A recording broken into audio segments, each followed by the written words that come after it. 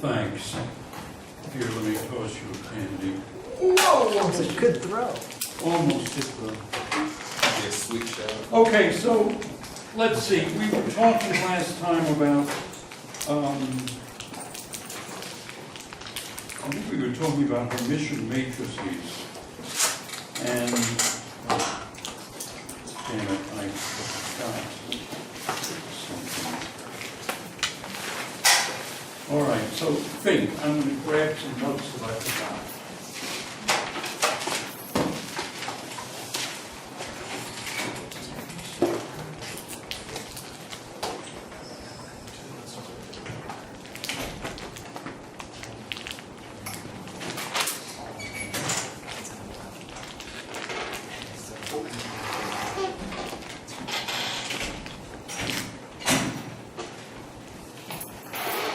Okay, got the notes. All right, so we were talking about Hermitian matrices and, or So Hermitian alpha. I'm really sorry. Can I ask you a quick question about a previous topic before we get started? Yes. So Here, in the for the E that you wrote down in the anti-symmetric piece of the determinant, you have an E, I1, I2, oh, that's the totally anti-symmetric symbol. Yeah, so if it's, What equation? oh, I don't remember the exact equation, but in the case where your matrix is 2 by 2, that thing is strictly positive? Because No. If it's 2 by 2, it's epsilon ij, Yeah, and epsilon 1, 2 is equal to 1, but epsilon 2, 1 is equal to minus 1 because it's anti-symmetric. okay, well, I wasn't sure if that included cyclic permutations, so if it goes all the way Cyclic around. is okay, but the transposition, so so let me just illustrate that for the case. I mean, this is the whole story for the two-dimensional case, right? There are just 4 cases. All right. For the three-dimensional case, epsilon 1, 2, 3 is equal to 1. All right, but epsilon 2, 1, 3 is minus 1. Epsilon 1, 3, 2 is minus 1. See, because I'm commuting 2 adjacent ones. On the other hand, if you take this one and commute 1 and 3 again, you get epsilon 3, 1, 2. That's another minus sign, so that's plus 1. Oh, And that, in fact, is what's called a cyclic permutation, because what happens is if you push the 3 around, you don't change anything. Equivalently, you take the 3, you push it past the 2, that's 1 minus sign. You push it past the 1, that's another minus sign. okay. So what you have written on the board with just the 2 indices, to the right over there, how is that not a cyclic permutation? Because you take the 2 off the end and you put it in the front. Just the way that you did with the 3 and you bump it. Oh. That's just where my confusion was arising. But if you Okay. think about it in terms of the double permutation, the All right, transposition. Okay, you got me. Maybe the word. All right, so the idea is it's totally anti-symmetric, meaning that you start out with something equal to 1, and then if you take any 2 indices that are adjacent and switch them, you get you change the sign of the object by minus 1.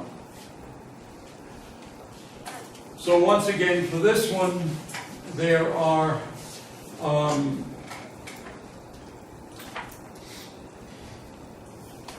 let's say epsilon 3 to 1 is also minus 1 because I've cyclic, let me just transpose twice. Bing, bing, that keeps the thing minus 1. So those are those 3. The 3 that are plus 1 are that one, epsilon 2, 3, 1 is 1, and epsilon 3, 1, 2 is also equal to 1. And of course, 3, 1, 2 is if you move this over twice, you get 2 minus signs. To get this one, you move the 1 through twice, and you get 2 minus signs.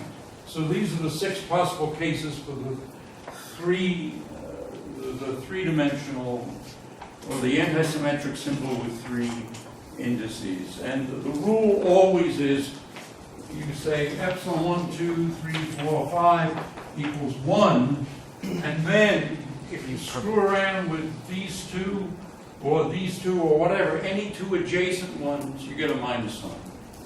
That's what totally antisymmetric means. So epsilon 2, 1, 3, 4, 5 minus 1.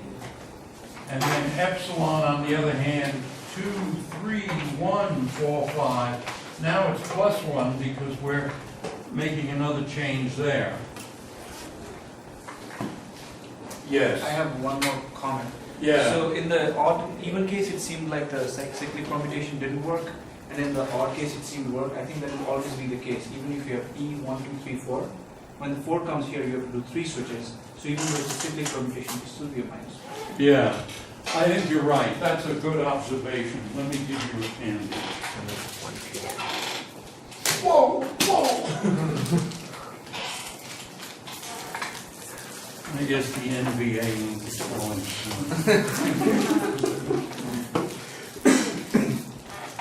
Right, what you're pointing out is correct. I have a question. And let me just emphasize one other thing. Since it's totally anti-symmetric, if you have something like this, epsilon 1, 2, 3, 3, 4, 5, well, this one has to be 0 because you can, if you interchange 3 with 3, you haven't changed anything, and yet it has to be anti-symmetric. So this has to equal minus epsilon 1, 2, 3, 3, 4, 5. But then you add this to both sides, you get 0 equals twice this, so the thing vanishes. So these antisymmetric symbols with anything repeated is 0. And of course, the repeat doesn't need to be adjacent. It could be somewhere else because you can always make it adjacent. And once you've made it adjacent, then you can play the trick to show that the thing is 0. All right, so it was good you asked that question because it uncovered a lot of stuff. Okay, so we were talking then about Hermitian matrices. So A is equal to A dagger or Hermitian linear operator. Another question? Yes. So page 42 of your book. All right, I don't bring the book with me. I leave it in the office. I know what C0 is, but what is C1? Oh, it's defined by this sum here, C0, C1. Yeah, but what is it? Oh, it's whatever that thing happens to be. In other words, C of lambda and A is the matrix of cofactors. Yeah, I understand. But why is it? But what's the difference between the 0 and the 1 and the 2?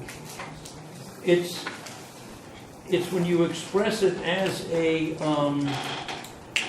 if you express the matrix of cofactors as a polynomial in lambda, that's what it is. Those are the coefficients. I understand that, but how do you calculate it?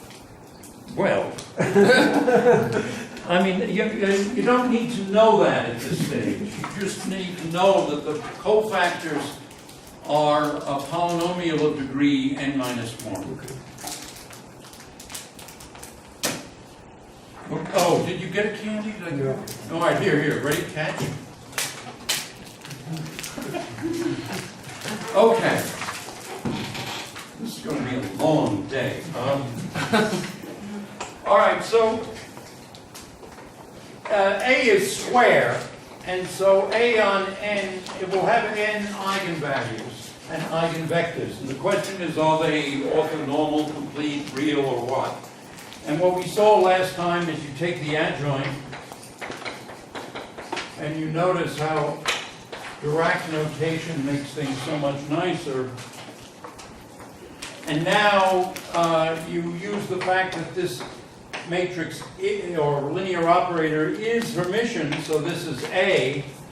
And so that means you have the equation NA equals A star N.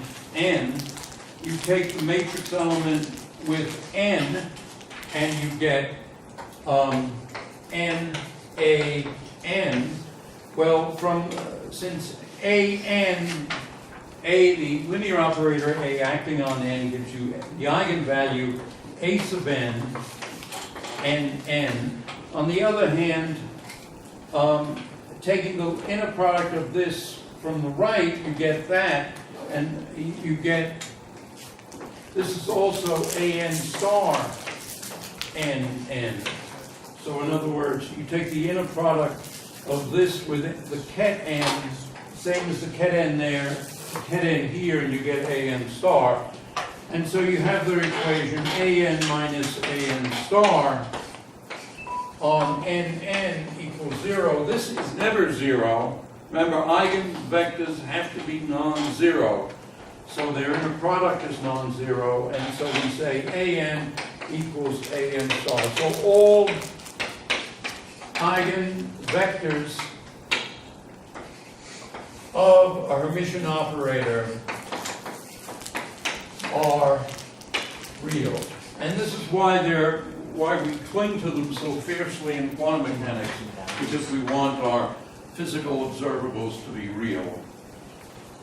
Of course, this is, anyway. All right, now, suppose now we just start this chain of logic here. I might as well use the blackboard space here. Let's just take am star, the inner product mn. Well, that's am nm star. So I'm repeating some of this from last time.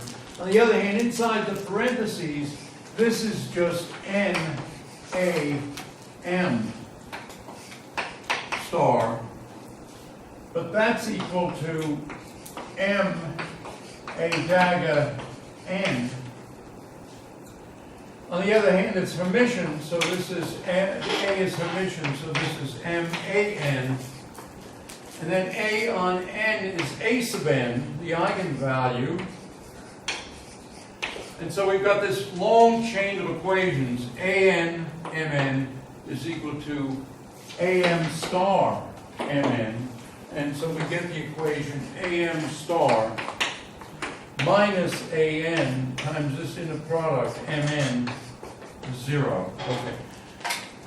So, moreover, they're all real, we know. So we have am minus an times mn is 0. So, if the eigenvalues are different, the eigenvectors are orthogonal. So, and then we talked last time about what do you do when the eigenvectors and eigenvalues are not all different. So let me repeat it. The eigenvalues are different. The eigenvalues are real if the operator is Hermitian. If the eigenvalues are all different, then the eigenvectors are all orthogonal. And of course you can always normalize them. Now, so what do you do when some of the eigenvalues are the same? We need to turn the camera a little bit. Okay, well, if you've got a bunch of eigenvectors n alpha such that I wrote it this way. In other words, D is a set of indices that label degenerate eigenvectors, or equivalently eigenvectors with the same eigenvalue. So this would be a sum alpha a n alpha, and this would be sum alpha a sub n alpha. And you can have arbitrary coefficients here. So this is an. So take any linear combination of these degenerate eigenvectors with the same eigenvalue, and they will be still an eigenvector with the same eigenvalue. And so what you can do is you can take the Gram-Schmidt process, and you can make them orthogonal. So in other words, you have a Hermitian operator, all the eigenvalues are real. If they're all different, all the eigenvectors are orthogonal. If some of the eigenvalues are the same, those eigenvectors aren't automatically orthogonal, but you can make them orthogonal using Graham-Schmidt or some other process. And last time I said some things about this, namely that when the eigenvalues in an operator are equal, the reason is usually that there is some symmetry.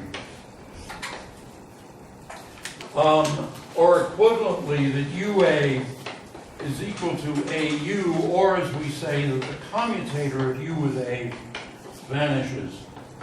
So these are all three statements are equivalent, and another statement that there is some symmetry to this matrix or linear operator A.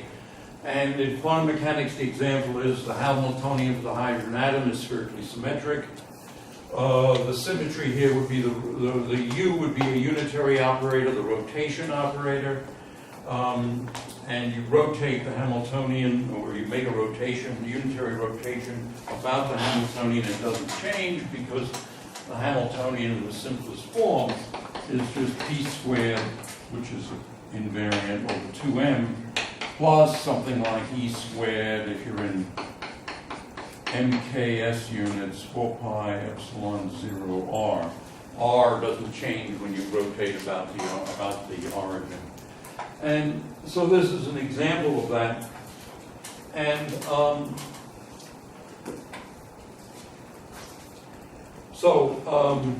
let's see, what do you do in this case? Well,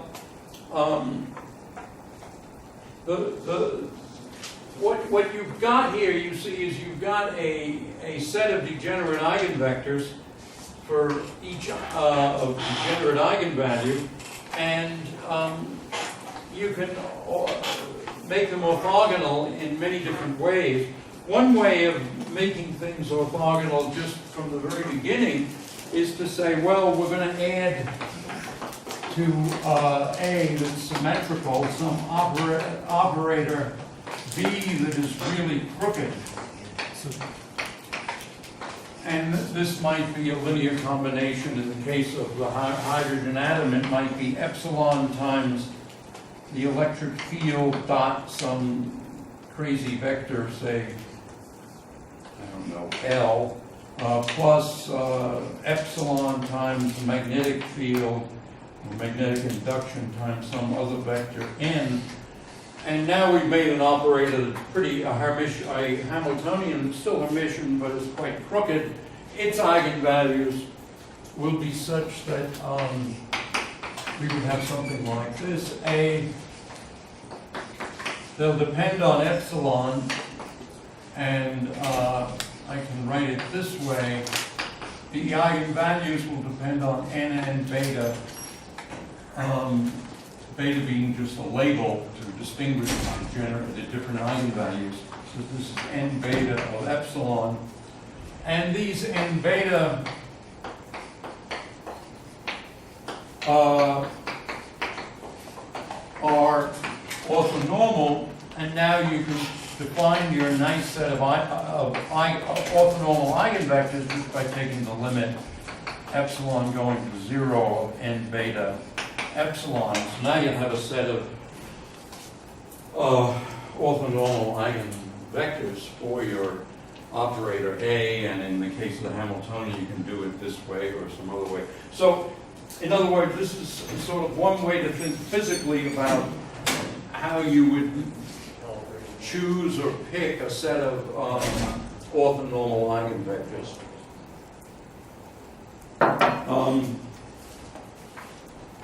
In any case, what you do is you see that you can have that every n by n Hermitian matrix then has n real eigenvalues and n orthonormal eigenvectors.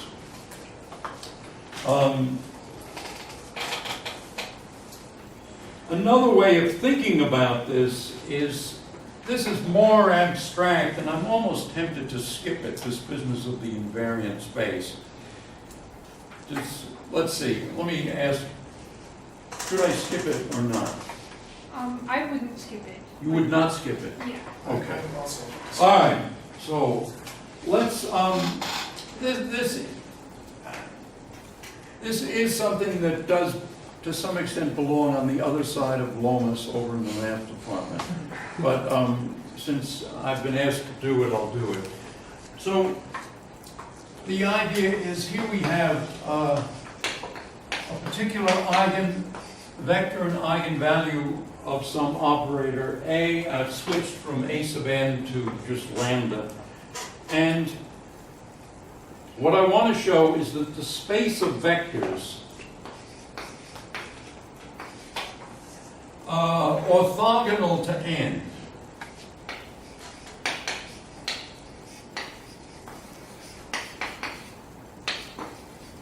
where A is Hermitian and n is an eigenvector of A, is invariant.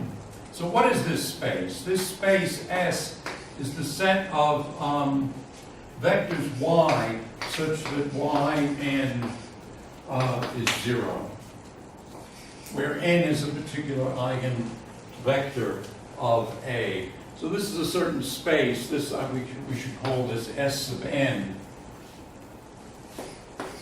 And the idea is that S sub n is invariant under A. So basically, A on S sub n is, let us say, contained in S sub n. That is to say that A y is orthogonal to n if y is orthogonal to n. So this is what we want to show. And then, in fact, the way I've written it now, it seems almost simpler to say this, because you see,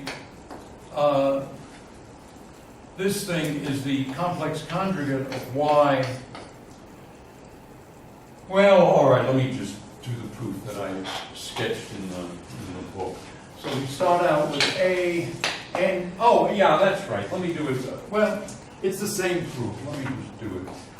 NAY is a dagger on n y, but A is Hermitian, so this is ANY. But that's A sub n, or lambda. Lambda is what we call the eigenvector. Lambda n y, and that's lambda bar ny. But ny is 0. Consequently, nay is 0. Or a shorter way, making more efficient use of Dirac notation, is write that this way. This is the complex conjugate of y, an. This is y, this is lambda y, n. Complex conjugate, so that's lambda bar ny, and that's 0. So in other words, if the vector y is orthogonal to the eigenvector n of the Hermitian operator A, then then y is also orthogonal to, then ay is also orthogonal to n. And so now we can imagine some operator A acting on an n-dimensional space. And so A is an n by n matrix, and it has at least one eigenvector, so we call that 1. And now you think of the space that's the subspace, or the subspace of this whole space that is orthogonal to 1. Well, that's an n minus 1 dimensional space. We can call that S sub n. This is an n minus 1 dimensional space. And this space is invariant under A. That is to say, when A acts on any vector in this space of vectors orthogonal to that, it leaves the vectors orthogonal to this vector. And so the linear operator A on this n-1 dimensional space is represented by some n-1 by n-1 dimensional matrix. That will have one eigenvector. We can call it 2. It's certainly orthogonal to that one. And now you look at the subspace of this space that's orthogonal to that. That is some Sn-2. It's invariant under the action of A, so A maps all the vectors in this space into other vectors in that space. And so A is represented then on this space by an n-2 by n-2 dimensional matrix. It has an eigenvector 3 that's orthogonal to 2, which is orthogonal to 1. And in this way, you construct a sequence of orthogonal eigenvectors of A. So that's a kind of laborious thing, but anyway, it's the way mathematicians look at it. All right, so now suppose we have these n eigenvectors, call them k, and we're summing k equals 1 to n, so this is a representation. So these are the n orthonormal eigenvectors of this Hermitian operator A. If we now multiply or let the linear operator A act on this, and then what we have is sum on k from 1 to n, ak k, but ak is, this is a sub k, k, k.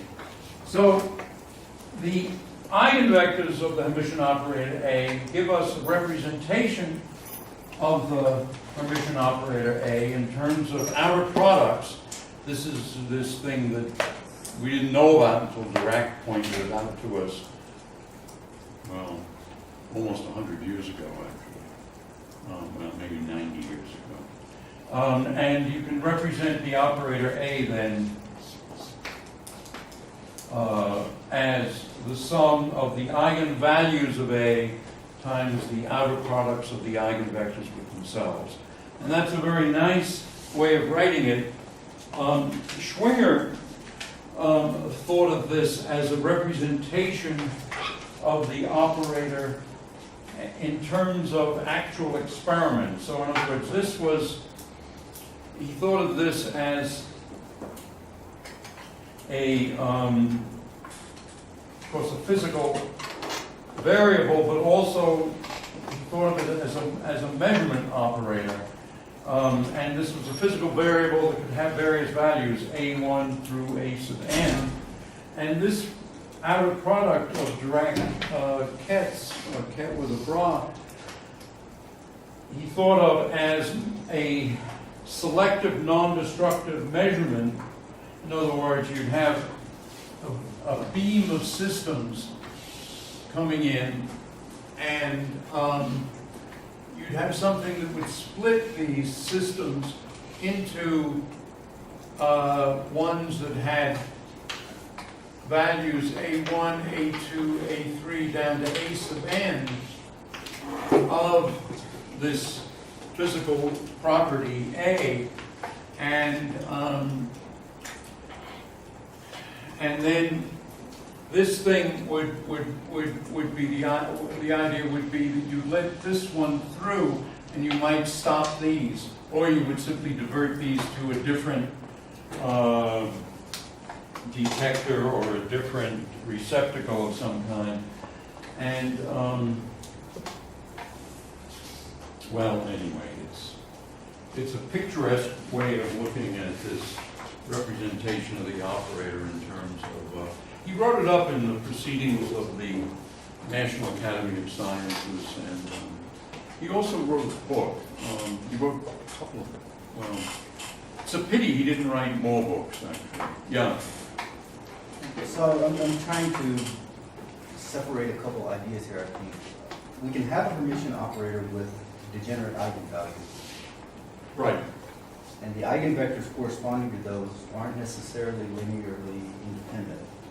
Well, they aren't, oh, good question. They aren't necessarily orthogonal. Right. But if you consider, if, let's put it this way, let's think in terms of matrices, which are simple. Suppose an n by n matrix. And, in fact, for simplicity, suppose it's 5 by 5. Suppose we have 3 different eigenvalues, and then 2 more eigenvalues that are the same. So the point of all this is that you will have for sure 3 orthonormal eigenvectors corresponding to the first 3 eigenvalues that are different.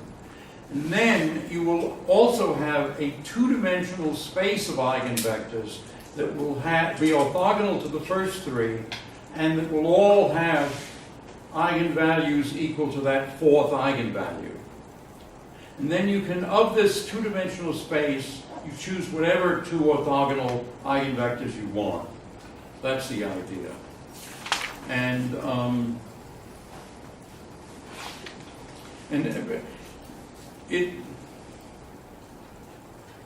it sometimes can be surprising when this happens, actually. I found a couple of cases in some problems I was working on where I was saying to myself, well, what's happening at first? And then I finally realized what was happening, and it's just what I've just been telling you.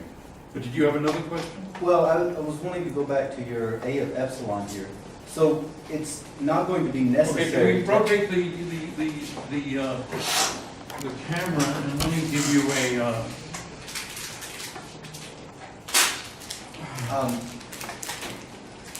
So we can find n orthogonal eigenvectors without adding the epsilon b, is the main thing I was getting to. That's right, you can Okay. just use Graham-Schmidt, yeah. Okay. And this other way of thinking of things was just, it was sort of having the physics do it rather than Graham-Schmidt. And remember that that whenever you have a space of degenerate eigenvectors, there are infinitely many ways of choosing an orthonormal set in that space. And in fact, even if you use Graham-Schmidt, you have something like n factorial different sets, because, which vector do you start with vector 1, which one is vector 2, and so forth. Okay. So let's see, where am I here? Yes. All right, well, in fact, let me now go to, this may be belaboring the point, but since this is so important in quantum mechanics, it's important that you really understand this. Okay, so here is our Hermitian operator written in terms of its capital N eigenvectors and eigenvalues. And if we take the inner product of this operator with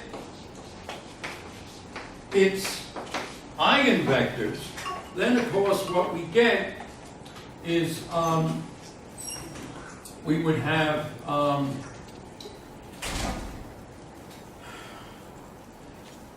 have here k, and then we'd have some a sub k prime, say k prime j, and then j would be orthogonal there, and so we'd have k a sub j, and then this would be aj delta kj. So the inner product, the matrix element of this linear operator in terms of its eigenvectors, of course, just gives us the Kronecker delta, because the matrix and the matrix representation of this thing is just A1, 0, 0, A2, 0, 0, 0, 0, A3, and so forth. So that's the diagonal form of the matrix. On the other hand, we can consider an arbitrary unitary operator in this space, which might be a sum of some orthogonal vectors alpha L, and then the eigenvectors of the linear operator A. And the adjoint of that would be a sum of something like M, say, alpha M. So here we're summing over L and there over M. And now we can rewrite this operator A, which is like this. We can write this as a sum AK alpha L. So this is a sum on KLM, which used to be the acronym for Royal Dutch Airlines. I don't know. Is it still? Does that still exist?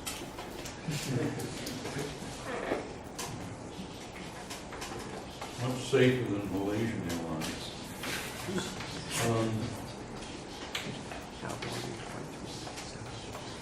Okay, so what did I do here? I multiplied by the identity expressed as the outer products of these orthonormal vectors alpha L, and again the identity operator expressed in terms of outer products of alpha M, and inside here is some AK and the outer products of the eigenvectors of A. And now, if we keep track of these unitary operators, and then let us say we take the inner product of this Hermitian operator A with, let us say, this new basis alpha L. Then what we get is we have this sum on K, and now we would have alpha L. This would then be alpha L K AK K alpha M. And this then would be the LM matrix element of A, but in this different basis. And now we can, in other words, and so we can say that this is what? This is, we have these operators here, and so for instance, UJM is J on U M, and so this one is J alpha L, say, L M, and of course this is just really J alpha M. So UJM, thought of in the eigenvector basis, is that, and U dagger LK, well, clearly this would be alpha L K, and so we can think of this as U dagger LK AK delta KJ UJM. And now we're summing over K and J.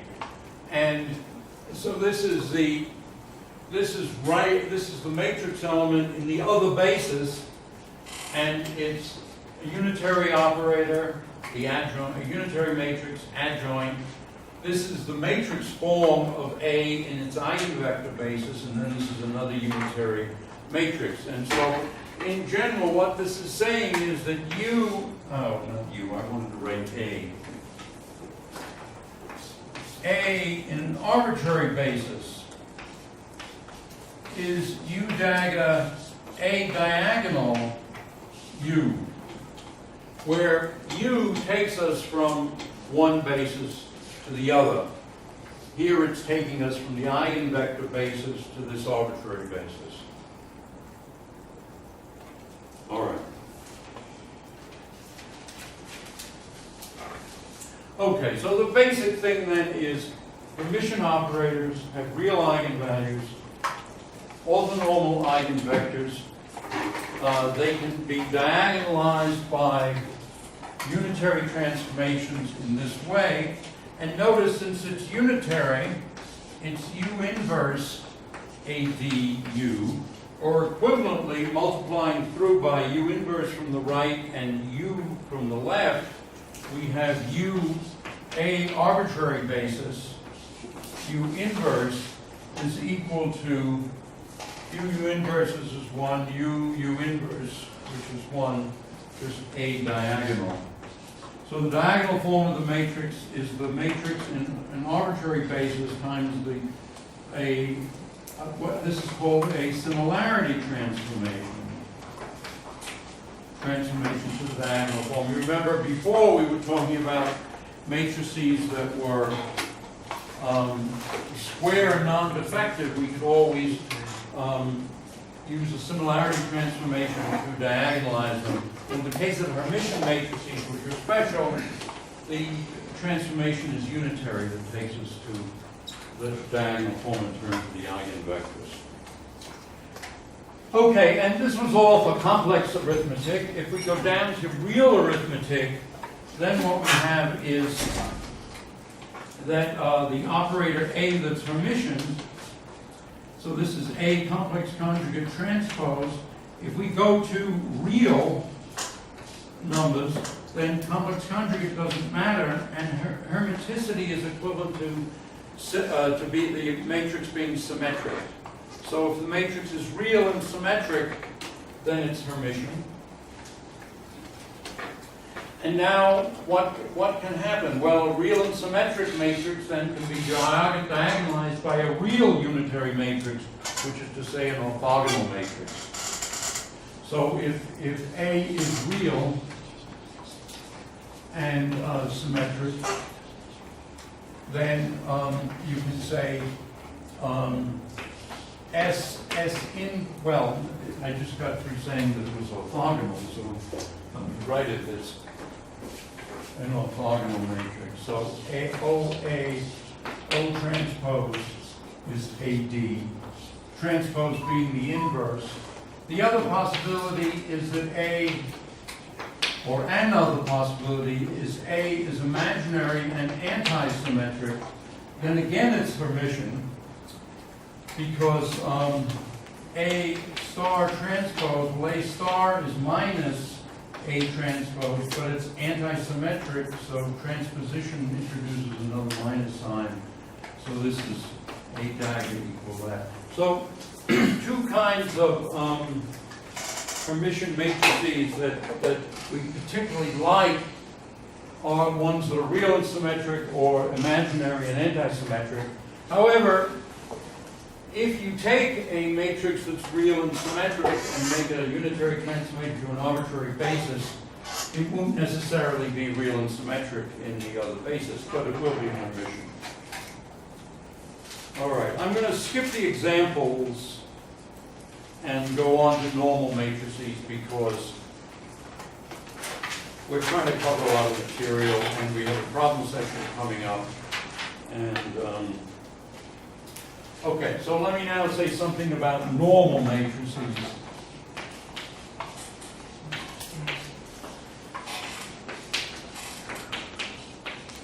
And a normal matrix is simply a matrix that commutes with its adjoint.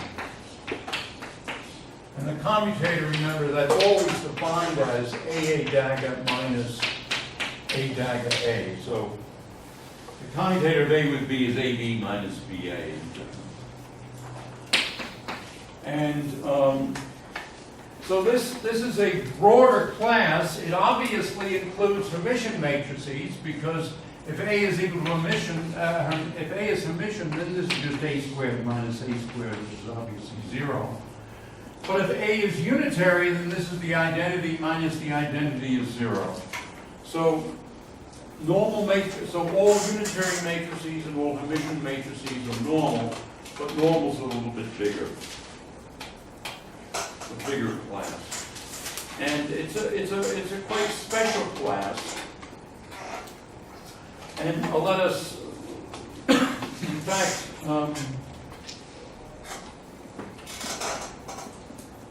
it's the largest set of matrices that can be diagonalized by a unitary transformation. So that's its, so biggest class of matrices that unitary, I'll just say T's for transformations, diagonalize. So unitary transformations can diagonalize a lot of matrices. The biggest class that they can diagonalize is the class of normal matrices. All right, let's show that that's actually true. So let's suppose that we have V minus Vni.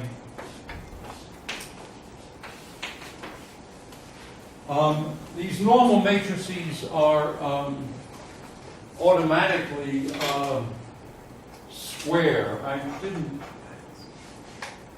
All right, well, I forgot to say that as part of the definition. They're square, and they commute with their adjoint. Now, in fact, if they weren't square, it would be very hard to see how this would make any sense at all, because these products would be of different dimensions. And if we're trying to do that in Fortran, you get, or MATLAB, you get some error message squawking at you. Okay, so since they're square matrices, they have eigenvectors and eigenvalues. And so that's one of them. And in particular, the norm of this vector, since it's obviously 0, is I being the identity. So now this is a vector. The norm of the vector squared is simply the inner product of the vector with its adjoint. Again, it's this is something that I don't know how we could have written this down without Dirac's help. By now somebody else, I guess, would have figured it out. Okay, so this is a vector of 0 length. And now, on the other hand, since V is normal, it commutes with its adjoint. And so we can shove this string through, and to save time, what I can say here is that I can just move this adjoint thing over to here. And now this thing is saying that the vector V dagger minus Vn star I on this vector n, that this vector has 0 length, and that means that this vector is 0. But that means that this eigenvector of V with eigenvalue Vn is also an eigenvector of V dagger with eigenvalue Vn star. So we have V dagger n is Vn star n, and we have Vn is Vn n. And we can take the adjoint of this equation, and that would be NV is NV. So we've got this very symmetrical situation. V on n is Vnn, and NV is N. Oh, wait, that's a tautology, isn't it?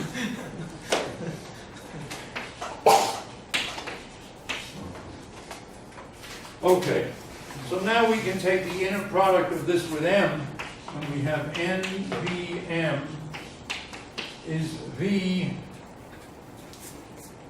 One way of looking at it is V acts on M, so that's VM NM.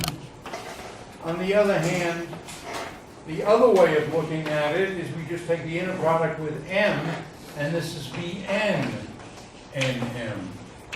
And so now we get the equation Vn minus Vm.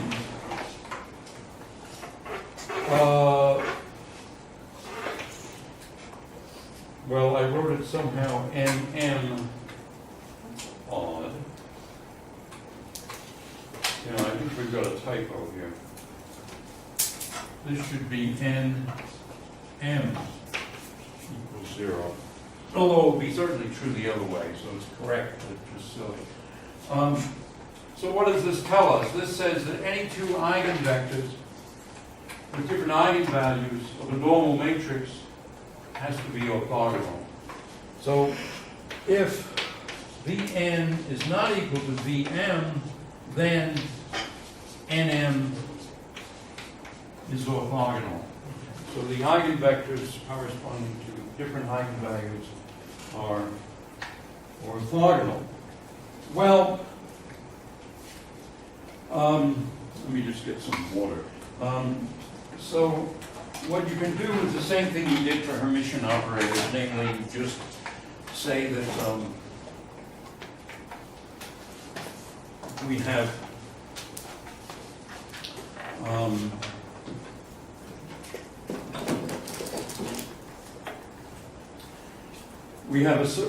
let us say for simplicity we have 6 eigenvectors, 3 of them or 6 eigenvalues, 3 of them are different, and then we have a 4th eigenvalue, but it's a 6 by 6 matrix. What we have automatically then is a 3-dimensional space of eigenvectors, and they're not necessarily orthogonal, but you can make them orthogonal. So you can Gram-Schmidt them, or equivalently, you can do the argument I did before. You can make the normal matrix crooked, and then all the eigenvalues be different, and you'll have 6 of them. In any event, the upshot is every n by n normal matrix, that is to say, every n by n matrix such that A commutes with its adjoint, has n eigenvalues and n eigenvectors that are orthogonal. In fact, one can say that are orthonormal, because you can always normalize it. And once you're in this situation, you can then show that you can write it as a unitary matrix, the diagonal form, a unitary matrix adjoint, or you can say U adjoint V, U is the diagonal form. So you can diagonalize a normal matrix by a unitary transformation. On the other hand, the eigenvalues need not be real. In fact, if the matrix is unitary, the eigenvalues are all phase factors. Unimodular phase, yes. So A times A, the, what is it called, the adjoint of A? Or a dagger. A dagger. That's always a Hermitian matrix, right? A times A dagger. So Wait a minute. Only if the thing is normal. even if it is not, I think it Well, no, well, all right, let's think. Maybe it is. Maybe you're right. you can do the Yeah, here, let's just do AA dagger. What is that? That's AA dagger. Yes, you're right. AA dagger is always Hermitian. So can we think of this in the same way that we did the singular value decomposition? Well, it's, Because can you think of what that way? because when you do the singular value decomposition, you are looking at the eigenvectors and eigenvalues of A dagger A. A transpose. A dagger A. Yeah. So the eigenvalues that come here that remain, like the formula looks very similar to that, but there we use U, and then there is the actual matrix, and then there is a V instead. But here you have U, the same matrix, and U. Or I think you're getting ahead of the class because I have to get to singular value later. Oh, okay. It's in the home. Yeah, but I do owe you a candy, so when I get to that area of the room, wave and I'll throw you a candy. All right, so let's see, what else do we have here? All right, well, let us just say that this normal, was that a question? Yeah, I have a question. Is there a case for the class of normal matrices? What? Is there a case for the class of normal matrices where you can have repeating eigenvalues? You mean degenerate eigenvalues? Oh, yeah, we certainly can, sure. I mean, the Hamiltonian for the hydrogen atom, to dig that up again, is, has degenerate eigenvectors, and its Hermitian, therefore normal. What's the example of a normal matrix that's not Hermitian? Well, e to the I theta is a complex is a 1-by-1 unitary matrix. But any unitary matrices are not Hermitian in general, and they are normal. So basically you have two important classes of matrices, especially in quantum mechanics. Unitary matrices, the Hermitian matrices. They're both normal. They can all be diagonalized by a unitary transformation, and they all have eigenvectors that are orthonormal. Okay, so they're this case, they're the two Difort case mathematically, and that's how we do quantum mechanics. We work every, all right, so let's see. I owe you one, whoa, almost, and then I owe you one, and you with the baseball cap. Ready?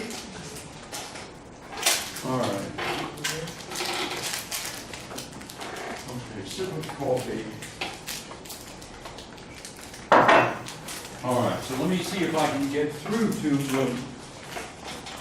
So since a normal matrix can be diagonalized by unitary transformation, or equivalently, since a normal matrix can always be written this way. So you can always write it that way in the appropriate basis. You can say f of a is just a sum f of ak. That's an a.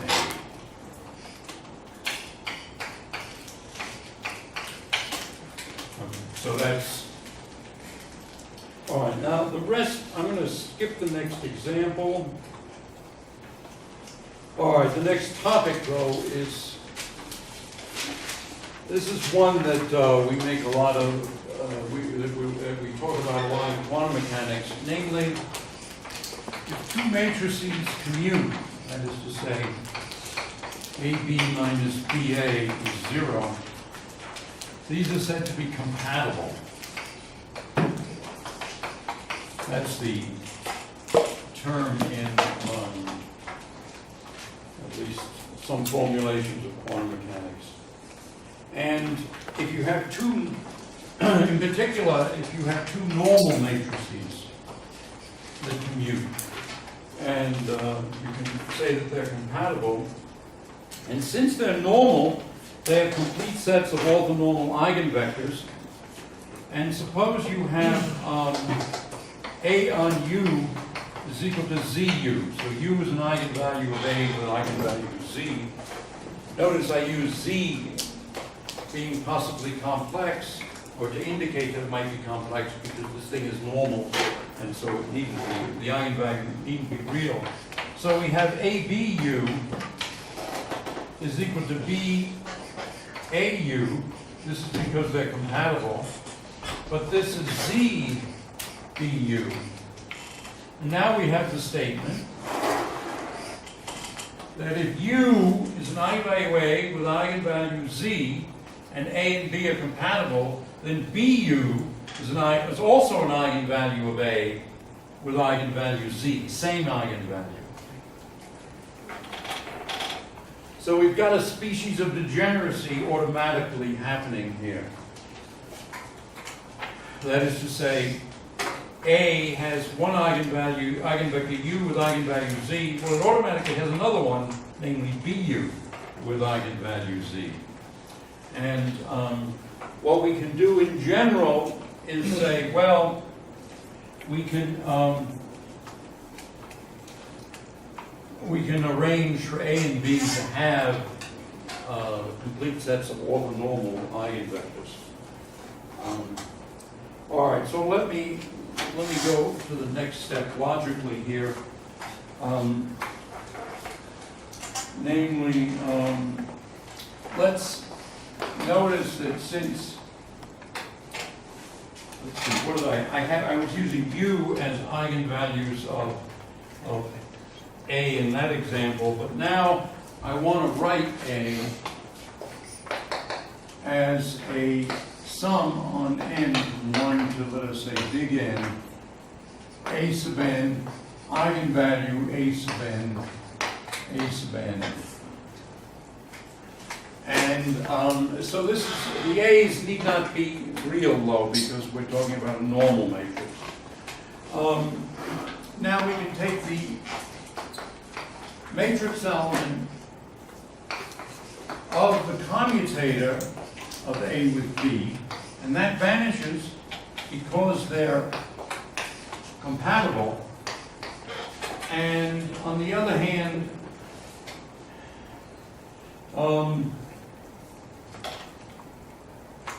A on AK is AK. A on AN, or let me just, I want that should be AN star actually, shouldn't it? Because A on AN is AN, AN, and so AN, well, AN A dagger would be AN, AN star. These are not, But applying A to A is the same as applying A dagger. well, that's right. In other words, wait a minute, say it again. So when you have an inside, you can think of it as A going in the ket, but A adjoint will go in because it's a ket.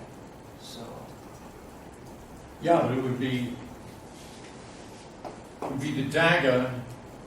Yeah, but A commutes with A dagger, so A on the A Yeah. dagger has to be the same eigenvalue as A on the. I mean, in general, if you have a ket, it will come out to be AN star. Right, well, another way of thinking of this is A dagger AN, Exactly. and that is, well, that's AN star, isn't it? This is N. Well, all right, this notation is a little bit silly here, but that would be AN, AN. Yeah, I think this is actually, sorry, so the book is right. So then what we've got is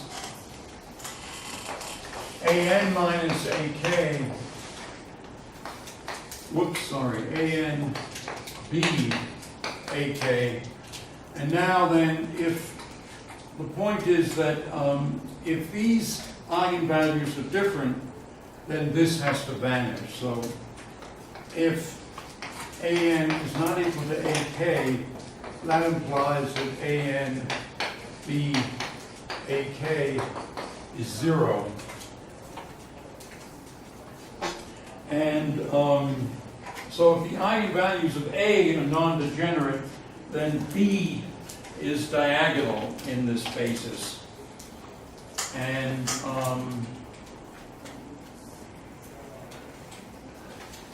so we can write B actually as IBI, which is a sum AN, B a sum AK,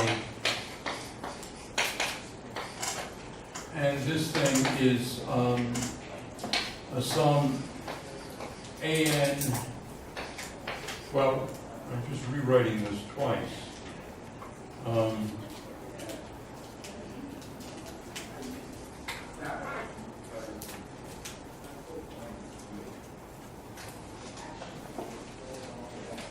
Let me just see here, this is,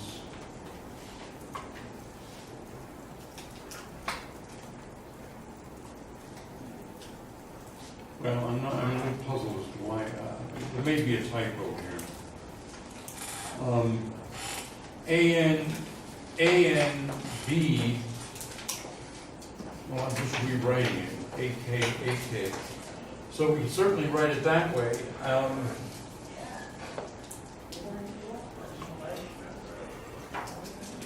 And Oh, the point is, remember that B on,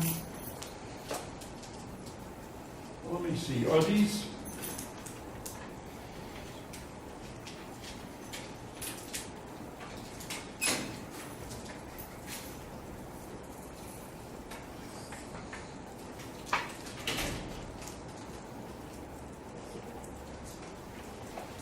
okay, well, what we showed was, yeah, I'm sorry, what we showed here was that if A has eigenvalues that are non-degenerate, so they're all different, then B is diagonal. Well, if B is diagonal, then indeed exactly what's in the text is right, namely that this is, so if the eigenvalues of A are diagonal, if A and B are compatible, then B is diagonal in the A basis. And in fact, B on an eigenvector of A is then this whole structure on that AK. And so it would be, if I just reuse this equation, it would have an AK here. And this then would be AK, AN, B, well actually AKB, AK. So then the eigenvalues, AK would be an eigenvector of B, and the eigenvalue would be the diagonal matrix element of B in that eigenvector. In other words, B on AK is equal to AK times the eigenvalue AK B AK. Okay, so each eigenvector of the matrix A is also an eigenvector of B, and the eigenvector is just the diagonal matrix element of B in that eigenvector. And so what that means is that compatible matrices can be simultaneously diagonalized.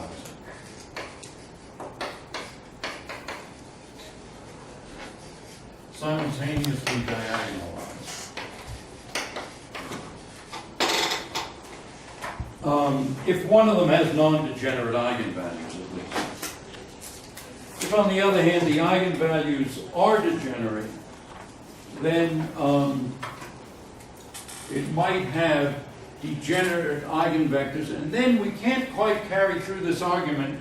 Instead, what we would have is that we'd be able to diagonalize A in its basis, but B in its basis would have what's called block diagonal form. In other words, there might be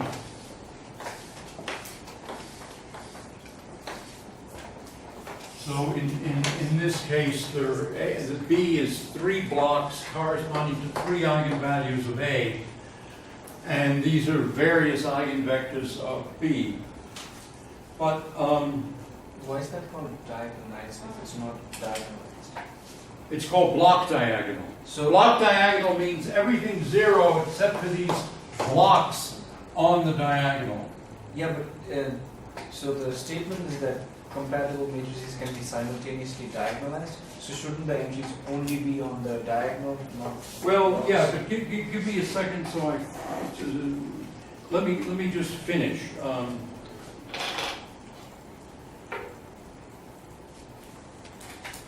What you can then do, you see, is you can find, so this is B in the A basis. You then choose an A basis, you take the degenerate eigenvectors of A, and you take linear combinations of them so as to diagonalize these blocks. You can do that, and then you get A and B simultaneously diagonalized. So then D looks like B1, B2, ... all zeros. So the bottom line then is that you can simultaneously diagonalize, or you can diagonalize in the same basis 2 normal matrices that commute with each other. And this is the standard case in quantum mechanics. That is to say, you pick operators that commute. And so, for example, you might have the Hamiltonian for hydrogen, you have 3 angular momentum generators. And on the other hand, that only gives you, you see, these 3 don't necessarily commute with each other. So what you do is you have H with L vector squared, that vanishes, and then you pick one of these that commutes with L squared, and canonically we call that L sub Z. So then we have 3 Hermitian operators that commute with each other. We can simultaneously diagonalize all of them. Now, so what you do in quantum mechanics then is you combine several Hermitian operators that commute with each other, and you have then a complete set of compatible operators if to every, in other words, you have an eigenvalue AK, BL, CJ, say, DR. So suppose now we've got 4 different compatible operators, and we have sets of eigenvalues A, B, C, and D. These 4 operators compatible operators will be complete if whenever you have a sequence of eigenvalues like that, there's only one eigenvector.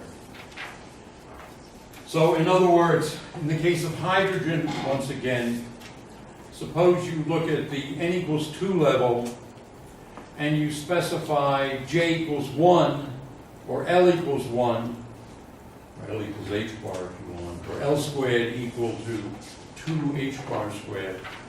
Then, and you pick LZ equal to h bar, then there's only one state that corresponds to those 3 eigenvalues. And so then you're saying that you have a complete set of compatible observables. And that's what one tries to do in what one does in quantum mechanics. Okay, well, we've just about gotten to the singular value decomposition. I don't have time to go through the proof of it. I'll do that next time. But let me just tell you what it is. If you have any n by n rectangular matrix, you can write it as a unitary matrix, a non-negative matrix, and another unitary matrix, which we conventionally write as the adjoint. And the idea is that this is m by m, this is m by n, this is n by n, and sigma, let's see, I would call it, say, S1, S2, S2, 3, whatever. And if this is square, then these are on the diagonal. They're all non-negative. And the convention is to write the biggest one, next biggest, and so forth. And then if you hit zeros, then all of them are zero, all the rest of them are 0.